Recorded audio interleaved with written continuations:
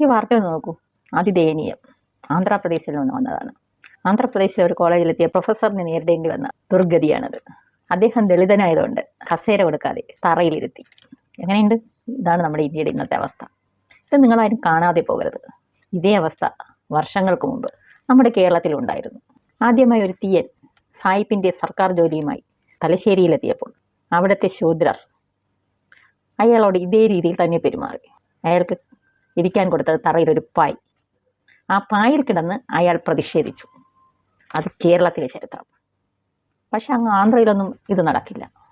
അനീതിക്കെതിരെ സംഘടിക്കണം. പക്ഷേ ഇന്ന് എന്താണ് ചെയ്യുന്നത്? ഇതെല്ലാം മറന്ന് കയ്യിൽ തൂവലും കെട്ടി സംഖ്യകൾക്ക് പിന്നാലെ വാലാട്ടി നടക്കുകയാണ്. അവർ ഉദ്ദേശിക്കുന്ന കാര്യം നേടിക്കഴിഞ്ഞാൽ ഇന്ന് ഉത്തരേന്ത്യയിൽ ന്യൂനപക്ഷങ്ങളോട് സംഘപരിവാർ എന്തൊക്കെ കാണിക്കുന്നു അതൊക്കെ നമ്മുടെ കേരളത്തിലും തീർച്ചയായും വരും.